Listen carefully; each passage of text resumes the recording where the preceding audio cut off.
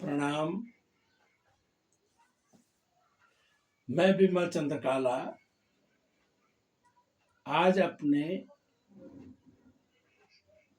सुमाड़ी गांव के इंद्र गमन तोप की एक घटना सुनाऊंगा। जिस घटना के विषय में मैंने अपने वृद्ध लोगों से भी सुना था, तो वही चमत्कार मैंने भी देखा, तो आपके सामने प्रस्तुत कर रहा हूं।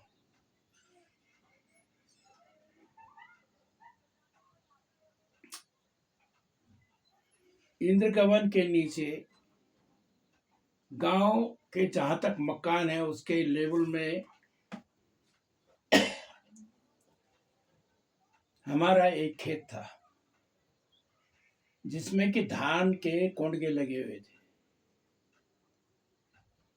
लेकिन रात को जंगली सुअरों के द्वारा वहां बड़ा उत्पात मचाया गया। उन्होंने धान के कोंडगे उजाड़ के सब खा लिए। सुबह ये हुआ कि भाई वहां बड़ा उत्पात मचा दिया सुअरों ने। तो मैंने प्रण किया कि आज रात मैं वहां बैठूंगा। मेरे पास 2 नाल की गन थी। मैं अपने अम्निशन लेके गन लेके रात को वहां जाने का प्लान बना बैठा। मैंने अपने साथ 2 गांव के ही लड़कों को साथ रखा, जिसमें श्री संजय काला, वो अध्यापक हैं, पौड़ी में है अभी, एक वे थे, और एक शैलेंद्र भगोड़ा था। तो इन दोनों को मैं लेके खेत में चले गया। रात तकरीबन 1 बजे हम लोग यहाँ से गए थे। हम बिल्कुल धीरे धीरे अपने खेत के 3-4 खेतों के ऊपर हम बैठ गए। बंदूक का रुख अपने खेत की तरफ किया कि जैसे सुअर आएंगे तो हम उनको मारेंगे, भगाएंगे।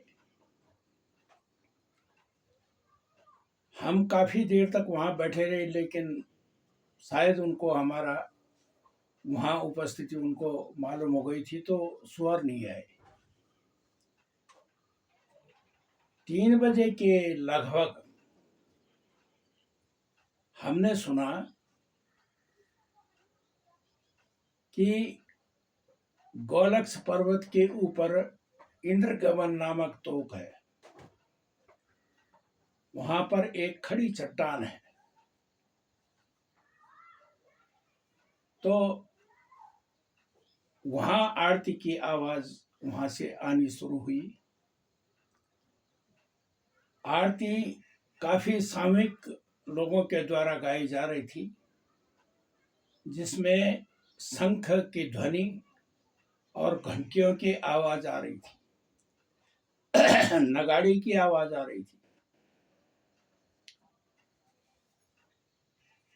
तो मेरे कान उस आरती की तरफ गए। आरती हो रही थी जय शिव ओंकारा। मैंने अपने दोनों साथियों से पूछा कि भाई तुम लोग भी सुन रहे हो, ये आवाज कहाँ से आ रही है, क्या हो रहा है? तो उन्होंने कहा कि हाँ, आरती हो रही है, लेकिन ऊपर से आ रही है, पहाड़ी के शीर्ष से आ रही है आवाज। मैंने कहा यार, यहाँ पर पुराने लोग कहते थे, हमारे जो बुजुर्ग थे गांव के, वो अपनी लाइफ के कुछ किस्से सुनाते थे। तो वो सुनाते थे कि इंद्रगमन तोक में वहां से डोलियानो नामक स्थान से, जहाँ पर वो चट्टान खड़ी है, वहां से आरती होती है ब्रह्म मुहूर्त में। तो हमने कहा चलो आज ये देखते हैं कि वो स्पॉट कौन सा है कि जहाँ से ये आवाज़ आ रही है। उसका उद्गम ढूंढने की हमें बड़ी प्रसन्नता थी। हम धीरे धीरे ऊपर बढ़े। वहाँ ऊपर जाके इंद्रगमन से कम से कम 200 गज पीछे नागराजा का मंदिर है। जब हम उस मंदिर के पीछे से समतल खेत में जाने लग गए उस आरती के आवाज की तरफ, तो आरती हो रही थी। हम लगभग वहां से 100 कदम पे रहा होगा जहां से कि वो आवाज आ रही थी। वो चट्टान थी। तो एकदम वो आवाज बंद हो गई। माने आरती बीच में हमने नहीं सुनी। आधा आरती तो सुनी, उसके बाद आधा हमने नहीं सुनी। अब मैंने उन लड़कों को जो मेरे पीछे चल रहे थे, मैंने कहा बिल्कुल खड़े हो जाओ चुपचाप। जब आरती फिर शुरू होगी तो फिर हम आगे बढ़ेंगे। शायद है कि जो शक्तियां वहां पर आरती कर रही थी उनको आभास हो गया था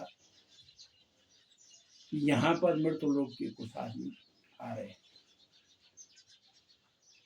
हम खड़े रहे, लेकिन हमको वो आरती नहीं सुनाई दी। उन्होंने या तो हमारे कानों को अपने उससे बांध दिया था, क्योंकि वो आरती तो बंद नहीं कर सकते। अगर माने देवता लोग वहां पर आरती कर रहे हैं तो वो तो आरती बंद नहीं कर सकते बीच में। तो अनुमान यह है कि उन्होंने हमारे कान बंद कर दिए ताकि हम कुछ न सुन सके आरती के विषय में। हम 6 बजे तक सुबह तक रहे वहां। 6 बजे के बाद हम फिर उस सीट्स पे पहुंच गए, ऊपर बैठे रहे। यही सोचते रहे कि यार कैसी चूक क्या हुई, या हमने आरती क्यों नहीं सुनी, और ये लोग कौन थे जो आरती करते हैं। अब मेरा ध्यान स्कंद पुराण की तरफ गया, जिसमें कि व्यास भगवान ने लिखा गोलक्ष पर्वत के विषय में कि यहाँ पर एक ग्वाला था गोब्रजेश नाम का। उसके पास 1 लाख गायें थी। उसकी कोई संतान नहीं थी, तो वो उसके औरत ने एक दिन उनको पूछा कि क्यों आप चिंतित हैं। उसने कहा कि मैं इसलिए चिंतित हूँ कि यहाँ हमारे बाद इन गायों को कौन देखेगा। तो ये औरत ने कहा कि भाई आप चिंता मत करो, जो धरती हमें पाल रही है, इन गायों को पाल रही है, वही इनको पालेगी आगे, चिंता छोड़ो। तो इसी धरती को अपना पुत्र समझो। तो उसने कहा ठीक है। तो 1 लाख गायों में जितनी भी वो दुह सकता था, वृद्ध आदमी उनका दूध निकालता था, और बंठे से उस जगह पर वहीं डोलानो तोक में वो पत्थरों में डाल दिया करता था उस दूध को जमीन में।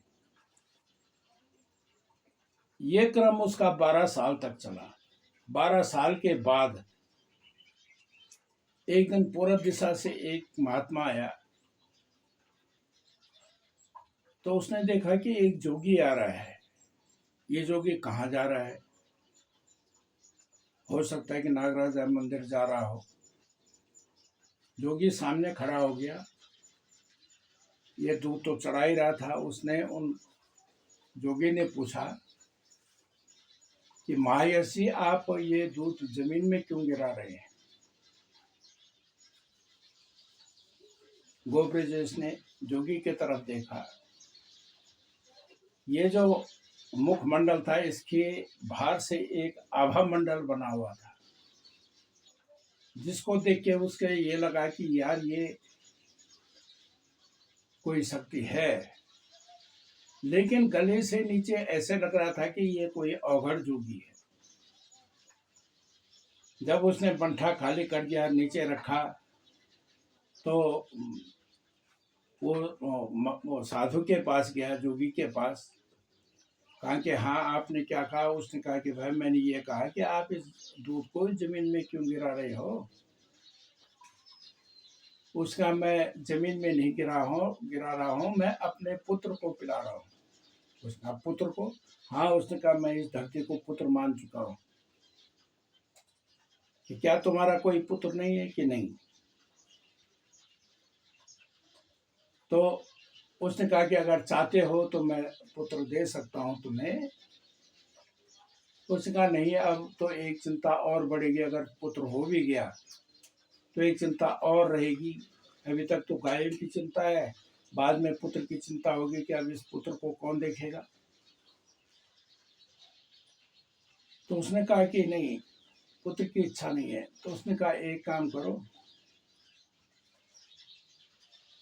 क्या तुम इतना कर सकते हो कि जो तुमने 12 वर्ष तक यहाँ पर दूध चढ़ाया है, मैं बहुत प्रसन्न हूँ तुम्हारे इस दूध चढ़ाने से, और ये जितना दूध आज तक तुमने 12 वर्ष तक चढ़ाया है, ये मुझे प्राप्त हुआ है। मैं शिव हूँ और गौलक्षेश्वर महादेव के नाम से इस गौलक्ष पर्वत पर निवास करता हूँ। मुझे यह पर्वत इतना प्रिय है कि मैं उसको एक पल के लिए भी इस भूमि से दूर नहीं जाना चाहता। तो आप ऐसा करें कि मेरे शिवलिंग की स्थापना नीचे, जहाँ पर ये जितना भी आपकी गायों का ये मूत्र नीचे जमीन में समा के धारा के रूप में नीचे स्रोत बना दिया उसने पानी का, उस स्रोत के पास आप मेरी स्थापना कर दीजिए। तो उसने कहा ठीक है। मायस ने वो काम किया, यहाँ पर शिवलिंग की स्थापना की, जहाँ पर कि आज हमारा शिवालय है, जो आदि गुरु शंकराचार्य जी ने मंदिर समूह बनाया था, उसी के बगल पे शिव जी का लिंग स्थापित है। अब प्रश्न ये उठता है, मन में ये शंका होती है कि क्या ये आरती शिव जी की, क्या ये देवताओं के राजा इंद्र और देवताओं के द्वारा यह आरती होती होगी? तो पुराने लोगों ने भी सुना और इसको हम तीनों ने भी सुना, तो हमने अपने को इतने में ही बहुत भाग्यशाली समझा। यार, हमने भी ये सुनी, आरती सुनी। तो ये कहानी इस गौलक्ष पर्वत की है। फिर अगले एपिसोड में एक नई कहानी के साथ मैं प्रस्तुत होऊंगा। तब तक के लिए नमस्कार।